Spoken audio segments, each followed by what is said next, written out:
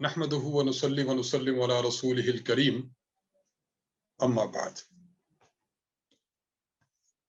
फ़अऊज़ु बिल्लाहि मिनश शैतानिर रजीम बिस्मिल्लाहिर रहमानिर रहीम वाफ़ु अन्ना वग़फ़िर लना वरहमना अंत मौलाना फंसुरना अलल क़ौमिल काफ़िरीन अल्लाहुम्मा सल्लि अला मुहम्मद व अला आलि मुहम्मद कमा सल्लैता अला इब्राहीम व अला आलि इब्राहीम इन्नका हमीदुम मजीद अल्लाहुम्मा बारिक अला मुहम्मद व अला आलि मुहम्मद कमा बारकता अला इब्राहीम व अला आलि इब्राहीम इन्नका हमीदुम मजीद। अल्लाह रब्बुल इज़्ज़त ने इस आयत मुबारका में जो मैंने आपकी खिदमत में तिलावत की है अपना एक शाहाना और हाकिमाना मजमून बयान फरमाया है। अल्लाह रब्बुल इज़्ज़त ने अपने बंदों को इस आयत मुबारका में एक दुआ सिखाई है कि अगर किसी शख्स से कोई गुनाह सरजद हो जाए तो वो शख्स ये दुआ पढ़े, अल्लाह तबारक व तआला इस दुआ की बरकत से उसके गुनाहों को माफ फरमाते हैं। और कुरान करीम और अहदीस मुबारका की रूह से इंसान को ये बात वाज़ेह तौर पर मालूम होती है कि जब भी कोई इंसान गुनाह करता है तो गुनाह करने की वजह से चार चीजें उसके गुनाह पर गवाह बन जाती हैं। नंबर एक, इंसान जिस जमीन के गोशा पर गुनाह करता है जमीन का वो हिस्सा उस पर गवाह बन जाता है। अल्लाह ताला ने कुरान करीम में इरशाद फरमाया, यौम इज़िन तुहद्दिसु अखबारहा, क़यामत के दिन में ऐसा होगा कि जमीन अपनी तमाम खबरों को बयान करेगी।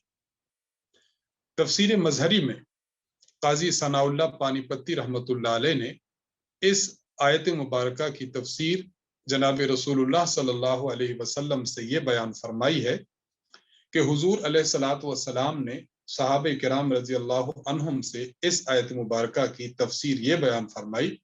आपने फरमाया कि जो लोग जमीन की पुश्त पर गुनाह करते हैं तो क़यामत के दिन ये जमीन उनके खिलाफ गवाही देगी।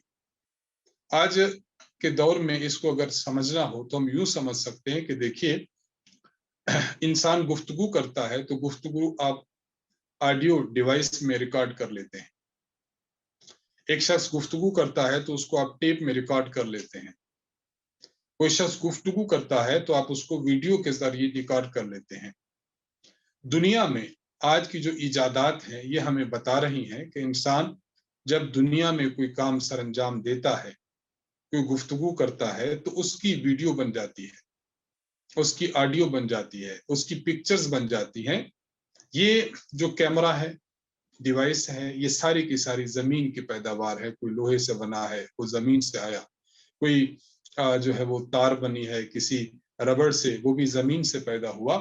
तो ये तमाम की तमाम चीजें जो इंसान की गुफ्तगू को, इंसान के आमाल को और इंसान की वीडियोस को रिकॉर्ड कर रही हैं, ये सारी की सारी जमीन से पैदा हुई हैं। तो इससे हमें ये बात समझ जानी चाहिए कि जब एक इंसान जमीन से ये चीजें पैदा करके इंसानी आमाल को, इंसानी अक़वाल और इंसानी अफ़आल को एक जगह पर जमा कर लेता है, एक जगह पर महफूज कर लेता है, तो खालिक कायनात जो खुद जमीन के खालिक और पैदा करने वाले हैं, उनमें सलाहियत और ताकत और कुदरत मौजूद है कि इंसान ने जिस जमीन के गोशा पर गुनाह किया, उस जमीन में ये सलाहियत पैदा फरमा देते हैं कि जमीन उसको, गुफ्तगू को, उसके फेल को, उसके अमल को रिकॉर्ड करती है और क़यामत के दिन ये अल्लाह के दरबार में बोल पड़ेगी। इसी तरह दूसरी चीज जो इंसान के आमाल को लिखती है और इंसान के आमाल को महफूज करती है, इंसान के गुनाहों पर गवाह बनती है, वो इंसान के अपने आज़ा हैं, इंसान के अपने हाथ, पाँव, जुबान, जिस्म का हर वो उज़्व जिससे इंसान ने गुनाह किया हो, वो इंसान के आज़ा उन गुनाहों का पर गवाही देंगे।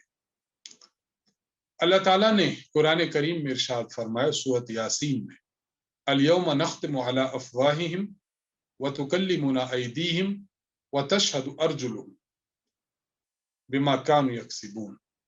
आज के दिन इंसान के मुंह पर अल्लाह फरमाते हैं कि हम मोहर लगा देंगे, आज उसके हाथ बोलेंगे, आज उसके पांव गवाही देंगे कि उसने क्या क्या कारनामे सरअंजाम दिए। मौलाना रूमी रहमतुल्लाह अलैह आप बड़ी प्यारी बात इरशाद फरमाते हैं। आप फरमाते हैं कि चश्म गोयत करदअम गमजा हराम, आंखें गवाही देंगी कि ऐ खुदा इन आंखों से इस बंदे ने गलत काम को किया और गलत नजर डाली। गोश गोयत चीद अम सुउल कलाम, इंसान के कान अल्लाह के सामने ये अर्ज करेंगे कि या अल्लाह इस बंदे ने हमारे जरिए से गीबतें सुनी, हमारे जरिए से गाने सुने, सूल कलाम बुरा कलाम सुना, इंसान के कान गवाही देंगे। इसी तरह लब्बा गोयद मन चुनी बोसीदाम, इंसान के होंठ गवाही देंगे कि या अल्लाह इस बंदे ने हमारे जरिए गलत बोसे दिए, गुनाह के बोसे दिए। ये इंसान के आज़ा कयामत के दिन गवाही देंगे। और फरमाया दस्त गोयद मन चुनी दुज़दीदाम, और इंसान के जो हाथ हैं ये कयामत दिन गवाही देंगे कि अल्लाह इसने हमारे जरिए से इस बंदे ने चोरी की है। इंसान के पाँव के जरिए सैनमा किया है, पाँव के जरिए गलतकारी की तरफ गया है, तो कयामत के दिन ये पाँव गवाही देंगे। तो इंसान के आज़ा उसके आमाल पर गवाही देंगे। अगर वो मिना में, मुज़दलिफा में और नेक कामों की तरफ गया है तो जमीन का वो हिस्सा और इंसान के जिस्म के आज़ा ये गवाही देंगे कि अल्लाह इस बंदे ने हमसे नेक काम किया था। तो पहला गवाह इंसान के गुनाहों पर जमीन का वो गोशा जिस पर गुनाह किया। दूसरा गवाह इंसान के अपने आज़ा, इंसान के अपने जिस्म के हिस्से जिनके जरिए से उसने गुनाह किया। और तीसरे गवाह कुरान करीम इरशाद फरमाता है किरामन कातिबीन यालमून मा तफअलून, इंसान के दाएं बाएं अल्लाह ताला ने फरिश्तों को बिठाया है जो इंसान के आमाल को लिखते हैं। ये आमाल लिखने वाले फरिश्ते, इनको भी पता है कि इस शख्स ने फला फला गुनाह सरअंजाम दिया। तो किरामन कातिबीन और फरिश्ते ये भी इंसान के गुनाहों पर गवाह होंगे। और चौथा गवाह जो इंसान के आमाल पर होगा वो इंसान का नामा आमाल है, जिसे हम सहीफा अमाल कहते हैं। इंसान जो भी काम करता है, चाहे वो अच्छा है चाहे वो बुरा है, तो फरिश्ते उनको रजिस्टरों में लिख लेते हैं। इन रजिस्टरों को नामा आमाल कहा जाता है। अगर अच्छे काम सर अंजाम दिए तो इसके नामा आमाल में अच्छे आमाल लिखे जाएंगे, और अगर खुदा न खास्ता इंसान ने बुरे आमाल किए, इंसान ने गुनाह का काम किया, तो कयामत के दिन जो नामा आमाल इंसान का खोला जाएगा उसमें इंसान के गुनाहों को पेश किया जाएगा। अल्लाह ताला हम सबको महफूज रखे कि ये चीजें हमारे खिलाफ गवाही दें, ये चीजें क़यामत के दिन हमारे खिलाफ बोले। अल्लाह हम सबको इस बात से महफूज रखे। तो इंसान पे के आमाल पर और इंसान के गुनाहों पर ये चार किस्म की चीजें हैं जो गवाह बनती हैं। अब एक इंसान है, उससे ये गुनाह सरजद हुआ है, तो सवाल ये है कि अब ये चार गवाह हमारे ऊपर क़यामत के दिन गवाही देंगे, तो जो इंसान अपने ऊपर जुल्म कर चुका, जो शख्स गुनाह कर चुका, अपने आप को वो अल्लाह ताला का नाफरमान बना चुका, अब ऐसी सूरत क्या हो, ऐसा हल क्या हो कि वो बंदा करे तो क़यामत के दिन ये जो गवाह हैं इनमें से एक गवाह भी इंसान के खिलाफ गवाही न दे सके। कोई गवाह भी इंसान के खिलाफ अल्लाह के दरबार में न बोले कि या अल्लाह इसने ये गुनाह किया था। देखिए दुनिया है, दुनिया में एक शख्स से जुर्म होता है, मुजरिम को जब अदालत के कमरा में ले जाया जाता है तो मुजरिम की ख्वाहिश ये होती है कि मेरे खिलाफ जो गवाह हैं वो गवाही न दें, मेरे खिलाफ जिन्होंने सबूत पेश करने हैं वो सबूत पेश ना करें, और अगर वो सामने आते हैं तो मेरे खिलाफ गवाही न दें, या तो गवाह ना आए या अगर गवाह आते हैं तो मेरे खिलाफ गवाही न दें। बिल्कुल इसी तरह बंदा इंसान मुसलमान जब अल्लाह का नाफरमान हो जाता है, गुनाह इससे सरजद हो जाते हैं, तो ये भी चाहता है कि ये जो चार किस्म के गवाह हैं, क़यामत के दिन ये गवाह मेरे खिलाफ ना हो जाए, क़यामत के दिन ये गवाह اللہ کے دربار میں میرے خلاف گواہی نہ دے دے اور میں پکڑا نہ جاؤں۔ تو اللہ کے نبی صلی اللہ علیہ وسلم نے ایک حدیث مبارک ارشاد فرمائی ہے جس کو سن کر بندہ گناہ گار کو تسلی ہوتی ہے کہ یا اللہ، آپ نے کتنا کرم فرمایا کہ آپ نے ان تمام گواہوں کو میرے خلاف گواہی دینے سے روک رکھا۔ وہ حدیث مبارک کیا ہے وہ عرض کی جاتی ہے، لیکن اس سے قبل کہ انسان جب گناہ کرتا ہے تو گناہ کرنے کے بعد اس کے گناہ اس سے دور کیسے ہوں گے، اس کے لیے ضروری ہے کہ وہ شخص توبہ کرے۔ علامہ الشیخ ابو زکریا یحییٰ بن شرف النووی رحمہ اللہ نے شرح مسلم میں ایک حدیث کے تحت یہ بات ارشاد فرمائی ہے۔ آپ رحمہ اللہ فرماتے ہیں کہ دیکھیے، اگر کوئی شخص توبہ کرتا ہے تو توبہ میں انہوں نے فرمایا کہ 3 شرطیں ایسی ہیں جو اللہ کے حقوق ہیں اور ایک شرط ایسی ہے جو بندوں کے حق ہے۔ گویا توبہ کے لیے 4 شرائط ہیں۔ 3 شرائط کا تعلق ذات باری تعالیٰ کے ساتھ ہے اور ایک شرط کا تعلق انسان کی ذات کے ساتھ ہے، بندوں کے ساتھ ہے۔ وہ 4 چیزیں، وہ 3 چیزیں جن کا تعلق انسان اور اللہ کے ساتھ ہے، ان میں سب سے پہلی چیز یہ ہے کہ انسان نے جو گناہ کیے ہیں اللہ معاف فرمائے، اللہ کی نافرمانی کی ہے، اللہ تعالیٰ کی اطاعت سے روگردانی کی ہے، تو اس کو چاہیے کہ جب توبہ کرے گا تو توبہ میں ان چیزوں کو بہت زیادہ خیال رکھے۔ نمبر 1، ان یقلع عن المعصیہ، انسان کو چاہیے کہ انسان معصیت اور گناہ کو فی الفور چھوڑ دے۔ مثلا ایک شخص تھا، وہ گانے سنتا ہے، نامحرم کو دیکھتا ہے، جھوٹ بولتا ہے، سود کھاتا ہے، رشوت لیتا ہے، مال چوری کرتا ہے، تراز دستی کرتا ہے۔ جو گناہ انسان کر رہا ہو، ان یقلع عن المعصیہ، فوراً اس گناہ کو چھوڑ دے۔ ایسا نہ ہو نامحرم کو دیکھ بھی رہا ہے اور لا حول ولا قوت الا باللہ بھی پڑھ رہا ہے، نامحرم کو دیکھ بھی رہا ہے اور کہتا ہے کہ یہ تو بہت بڑا گناہ ہے۔ تو گناہ انسان چھوڑنے کا معنی کہ بالکلیہ گناہ سے دور ہو جائے۔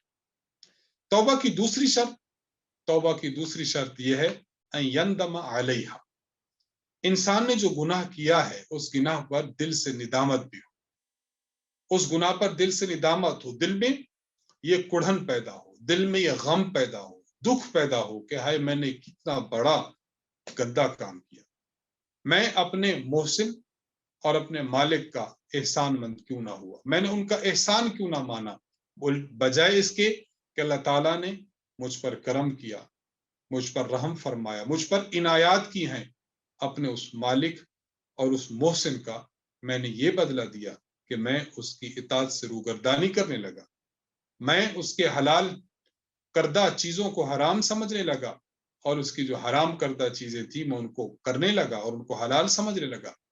انسان جب اللہ تعالیٰ کے احسانات کو، اللہ تعالیٰ کے انعامات کو اپنی ذات کے اوپر جو انسان کے ہیں، اگر انسان اس کو سوچے تو اس کی طبیعت کا تقاضا یہ ہے کہ انسان گناہ کے قریب نہ جائے۔ دیکھیے حضرت تھانوی رحمہ اللہ تعالیٰ نے ایک بڑی پیاری بات ارشاد فرمائی۔ حضرت تھانوی فرماتے ہیں کہ اگر جہنم نہ بھی ہوتی، ایک تو ہے کہ ایک بندہ گناہ سے ڈرتا ہے، رکتا ہے، کیوں کہ اگر گناہ کروں گا تو جہنم میں چلا جاؤں گا۔ حضرت فرماتے ہیں کہ اگر جہنم نہ بھی ہوتی، عذاب الہی نہ بھی ہوتا، تب بھی اللہ تعالیٰ کے احسانات کا حق یہ تھا کہ انسان اللہ کی نافرمانی سے رک جاتا۔ تو دوسری چیز یہ ہے ان یندم علیہا، کہ انسان دل میں کڑھے، دل میں یہ خوف پیدا کرے، دکھ اور غم پیدا کرے کہ میں نے اپنی محسن ذات، اس ذات کا میں نے جو ہے وہ خیال نہیں رکھا، اپنی محسن ذات جو وہ چاہتی تھی میں نے اس کو نہیں کیا۔ اور توبہ کی تیسری شرط ان یعزم عزما جازما اللہ یعود الیہ ابدا، انسان ایسا عزم اور ارادہ پختہ کر لے کہ میں آئندہ اس گناہ کو کبھی نہیں کروں گا۔ ہم اپنے دل میں یہ بات ٹھان لیں، دنیا میں جو کچھ بھی ہو جائے، جو بھی حالات ہم پر آ جائے، شدید تقاضا بھی انسان پر آ جائے، لیکن پھر بھی انسان گناہ کی طرف نہ جائے گا یہ عزم مسمم جب انسان کرے گا تو اللہ تبارک و تعالی اس کی توبہ کو قبول فرمائیں گے۔ یہاں ایک بات بطور خاص سمجھنی چاہیے، وہ یہ دیکھیے، ایک ہے کہ انسان عزم کرے، توبہ کی شرط عزم کرنا ہے کہ آپ نے پختہ ارادہ کر لیا، آپ نے پختہ جو ہے وہ ارادہ کر لیا، پختہ عزم کر لیا کہ آئندہ میں یہ گناہ نہیں کروں گا۔ انسان ضعیف ہے، اللہ تعالیٰ قرآن کریم میں ارشاد فرماتے ہیں خلق الانسان ضعیفا، اللہ تعالیٰ نے انسان کو جو پیدا کیا ہے تو انسان کو ضعیف اور کمزور پیدا کیا ہے۔ ایسا ہو جاتا ہے کہ انسان نے گناہ کیا تھا، توبہ کی کہ یا اللہ آئندہ میں گناہ نہیں کروں گا، پھر بھی بشری تقاضے کے تحت، پھر بھی انسان کے طبی تقاضے کے تحت اس سے گناہ سرزد ہو جاتا ہے۔ اب اگر اس سے گناہ سرزد ہوتا ہے، وہ دوبارہ توبہ کر لے، پھر توبہ ٹوٹ جائے دوبارہ کر لے، پھر توبہ ٹوٹ جائے دوبارہ کر لے، حتیٰ کہ اگر اس سے دن میں 70 مرتبہ بھی توبہ ٹوٹتی ہے، پھر دوبارہ عزم پختہ کر لے تو انشاءاللہ اس کے سابقہ گناہوں کو اللہ معاف فرمائے گے۔ علماء کرام نے یہاں پر دو باتیں بطور اہمیت کے لکھی ہیں۔ پہلی بات یہ کہ دیکھیے، یہ جو فرمایا گیا، اللہ تعالیٰ نے قرآن کریم میں ارشاد فرمایا کہ ایسا شخص جو گناہ کرتا ہے اور گناہ کرنے کے بعد توبہ کرتا ہے، تو توبہ کرنے والا شخص اگر اپنی توبہ پر اصرار نہیں کرتا، وَلَمْ يُصِرُّوا عَلَى مَا فَعَلُوا، کہ اگر نیک بندے اللہ کے وہ ہیں کہ اگر ان سے گناہ ہوتا ہے توبہ کر لیتے ہیں، وَلَمْ يُصِرُّوا عَلَى مَا فَعَلُوا، لیکن اس گناہ پر اصرار نہیں کرتے۔ اس کو ذرا اچھی طرح سمجھنا ہے، اصرار کا کیا معنی ہے؟ بار بار اگر ایک بندے سے گناہ ہو رہا ہے تو یہ اصرار ہے یا کیا ہے؟ اس کے لیے دیکھیں کہ اصرار دو قسم کا ہوتا ہے۔ نمبر ایک، لغوی اصرار۔ لغوی اصرار کا معنی ایک بندہ 10 مرتبہ گناہ کر لے تو لغت اور ڈکشنری اور زبان کے اعتبار سے کہہ دیں گے کہ یہ گناہ کا اعادہ کر رہا ہے، یہ گناہ پر مصر ہے اور اصرار کر رہا ہے۔ لیکن اصرار کا شرعی معنی یہ نہیں ہے۔ اصرار کا شرعی معنی کیا ہے؟ اصرار کا شرعی معنی یہ ہے الاقامت علی القبیح بدون الاستغفار والتوبہ۔ علامہ آلوسی بغدادی رحمہ اللہ روح المعانی میں فرماتے ہیں، ایک بندہ کسی برائی پر اس طرح بار بار آ رہا ہے کہ نہ توبہ کرتا ہے نہ استغفار کرتا ہے تو یہ اصرار کرنے والا ہے۔ اس سے یہ بات معلوم ہوئی کہ اگر کوئی بندہ اس سے گناہ سرزد ہو جاتا ہے، اس سے برائی سرزد ہو جاتی ہے، لیکن توبہ کر لیتا ہے، پھر ہو جاتے پھر توبہ کر لیتا ہے، تو یہ گناہ پر اصرار کرنے والا نہیں۔ گناہ پر اصرار کرنے والا وہ شخص ہوتا ہے کہ گناہ کرتا چلا جائے، نہ توبہ کرتا ہے نہ استغفار کرتا ہے۔ تو تیسری شرط انسان کے توبہ کی یہ ہے کہ وہ اپنی اس توبہ پر جو ہے وہ یہ عزم کر لے کہ میں آئندہ یہ گناہ نہیں کروں گا۔ اور ایک جز جس کا تعلق انسان کے ساتھ ہے وہ یہ کہ اگر کسی شخص نے کسی انسان کے ساتھ ظلم اور زیادتی کی، اس کا حق کھایا، اب چوتھی شرط یہ بھی ہے کہ جس شخص کا حق کھایا ہے اس کو حق ادا کرے۔ کسی سے رقم چھینی تھی، توبہ تو کر لی ہے، لیکن اس کا اہم جز کہ اس شخص کے پیسے واپس کر دے۔ کسی شخص سے ناحق رقم لی تھی، رشوت لی تھی، چوری کی تھی، ڈاکہ ڈالا تھا، چھین لی تھی، اب اس کی رقم واپس کر دے۔ کسی کو گالم گلوچ کیا تھا، اللہ سے تو معافی مانگ لی، لیکن اب بندے سے بھی معافی مانگے کہ بھائی مجھے معاف کر دیں، میں نے غلطی کی ہے۔ تو اللہ تبارک و تعالی نے قرآن کریم اور پیغمبر علیہ السلام نے احادیث مبارک میں یہ بات ارشاد فرمائی کہ جب بھی کوئی انسان گناہ کرتا ہے تو گناہ پر 4 قسم کے چیزیں اس پر گواہ بن جاتی ہیں۔ اب 4 قسم کی جو چیزیں انسان کے گناہ پر گواہ بنتی ہیں، تو اب انسان چاہتا ہے کہ جو چیزیں میرے گناہوں پر گواہ بنی ہیں، قیامت کے دن یہ چیزیں اپنی گواہی نہ دیں۔ اس کے لیے انسان کیا نسخہ کیمیا سر انجام دے؟ حکیم الامت مجدد الملت حضرت مولانا اشرف علی تھانوی رحمہ اللہ نے اپنی کتاب التشرف فی احادیث تصوف میں ارشاد فرمایا ہے کہ دیکھیں اللہ کے نبی صلی اللہ علیہ وسلم کی ایک حدیث نقل کی ہے، بڑی عمدہ، اور ہمارے جیسے گناہ گار افراد کے لیے وہ امید کی ایک روشنی ہے، امید کی ایک کرن ہے۔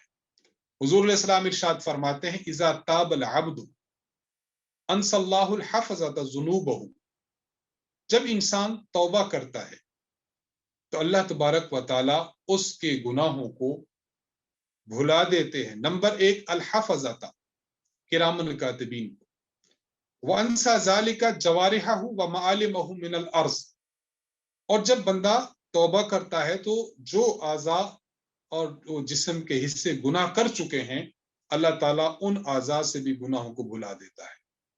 ومعالمہ من الارض، زمین کے جس حصہ پر انسان نے بیٹھ کر گناہ کیے ہیں اللہ تبارک و تعالیٰ اس زمین کے حصہ سے بھی گناہوں کو بھلا دیتا ہے۔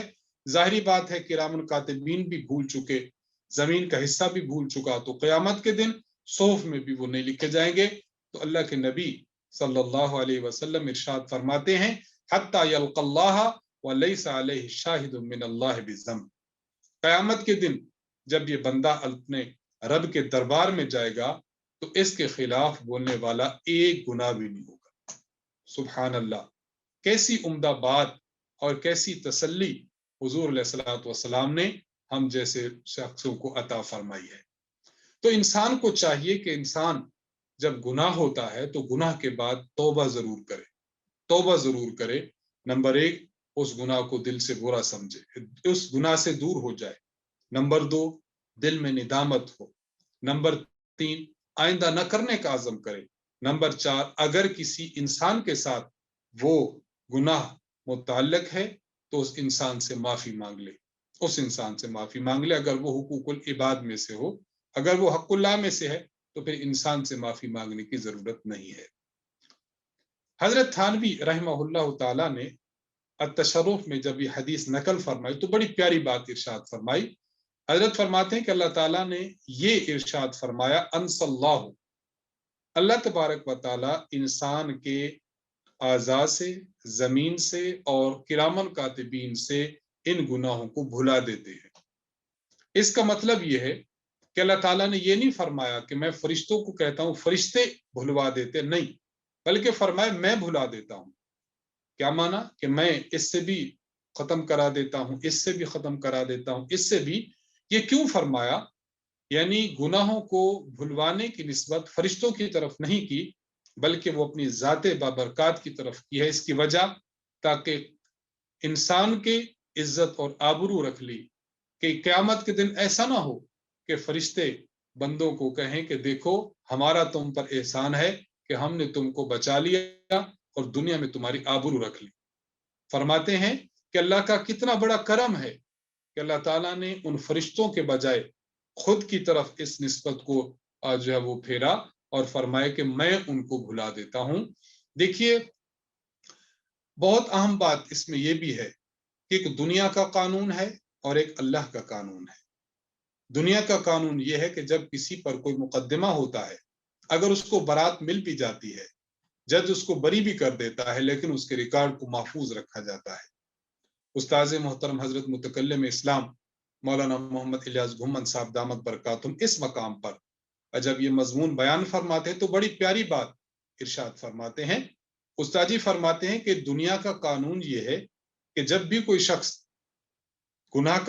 جرم کرتا ہے تو اس کو پکڑا جاتا ہے، اس کے خلاف کیس چلتا ہے۔ اگر کیس ختم ہو جاتا ہے، جج عدالت بری کر دیتے ہیں اس شخص کو، تو اس شخص کا ریکارڈ جو ہے وہ متعلقہ تھانوں میں ہوتا ہے۔ استاد جی کے بقول اس شخص کو ریکارڈ یافتہ شخص کہا جاتا ہے۔ کیا مانا؟ کہ اس شخص کے گناہوں کا، اس شخص کی چوریوں کا، ڈکیتیوں کا ریکارڈ فلاں تھانے میں موجود ہے۔ لیکن قربان جائیں اللہ تعالیٰ کی ذات بابرکات پر، اللہ تبارک و تعالیٰ جب کسی انسان سے گناہوں کو دور کرتے ہیں تو اللہ تبارک و تعالیٰ ریکارڈ کو بھی ختم فرما دیتے ہیں۔ یہ اللہ تعالیٰ کا کتنا بڑا احسان ہے، انسان کو اس کا شکر ادا کرنا چاہیے۔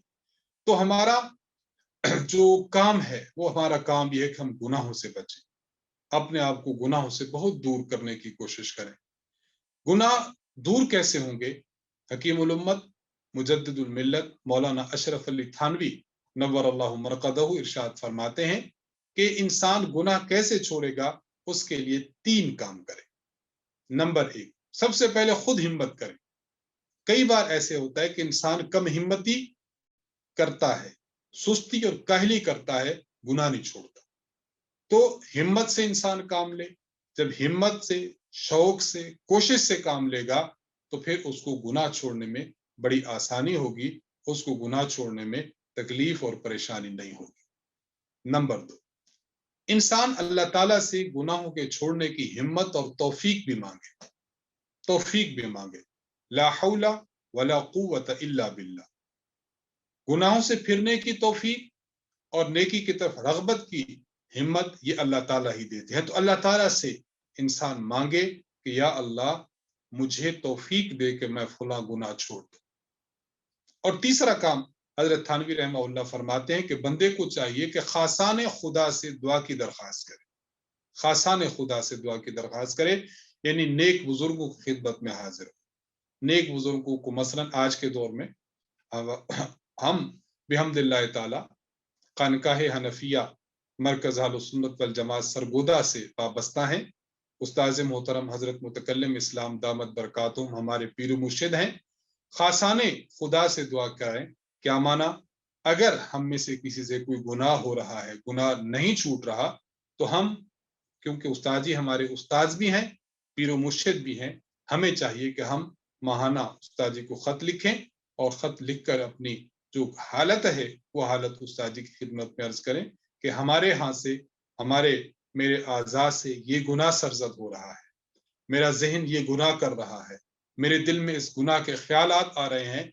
उस्ताद जी हजरत हमारी जो है वो आप इल्तिजा सुने और अल्लाह के दरबार में आप दुआ करें कि अल्लाह ताला हमें इस गुनाह से महफूज रखे। तो खानकाह में उस्ताद मोहतरम से बैत का मकसद भी यही है कि उस्ताद जी के जो इरशादात हैं, जो मलफूजात हैं, हम उन्हें अपनी जिंदगी का जुज बनाएं। और अगर गुनाह होता है तो गुनाह छोड़ने की कोशिश करें, खुद हिम्मत करें, दुआ करें, और जब उस्ताद जी को अपने हालात लिखें तो उस्ताद जी से भी दुआ कराने की हम भरपूर कोशिश भी करें और दरख्वास्त भी करें। ये जो आयत मुबारका आपकी खिदमत में मैंने पढ़ी है, वाफ़ु अन्ना वग़फिर लना वरहमना अंत मौलाना, रूहुल मानी में अल्लामा आलूसी बगदादी रहमहुल्लाह ने वाफ़ु अन्ना का तर्जमा ये किया है, उम्हु ज़ुनूबा उम्हु आसारा ज़ुनूबिना। ए अल्लाह हमें मुआफ़ फरमा। क्या माना कि हमारे गुनाहों के आसार और हमारे गुनाहों के निशानात और उनके गवाहों को मिटा दीजिए।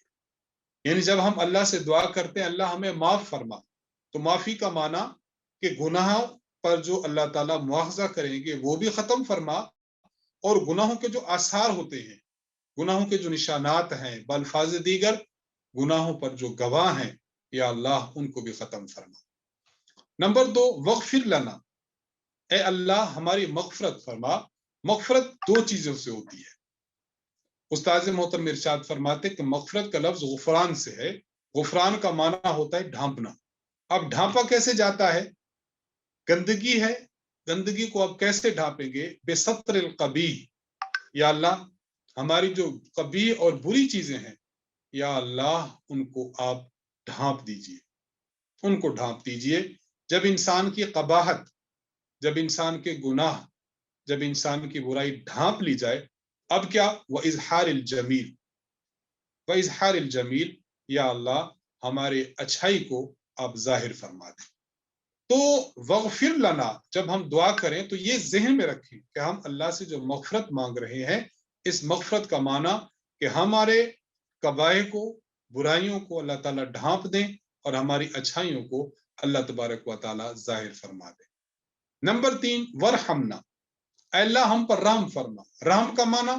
रहम का माना यह है कि गुनाहों की वजह से अपने रहमत को हमसे दूर न हटा, गुनाहों की वजह से अपने लुत्फ और करम को हमसे दूर न हटा, गुनाहों की वजह से अपनी इनायात को और बरकत को हमसे दूर न हटा। देखिए, एक बच्चा है, जब वाले साहब उससे नाराज होते हैं, गुस्सा करते हैं, तो जेब खर्च मसलन बंद कर दिया, بولنا بند کر دیا، بچے نے والد صاحب کی خدمت میں درخواست کی، معافی مانگی، والد صاحب نے معاف کر دی۔ اب بچہ کہتا ہے کہ ابو جان ایسا کریے، آپ پہلے میرا جیب خرچ بند کر رہے، آپ پہلے مجھ سے گفتگو نہیں کر رہے، اب اپنی گفتگو کو بھی جاری کیجئے اور میرے جیب خرچ کو بھی جاری کیجئے۔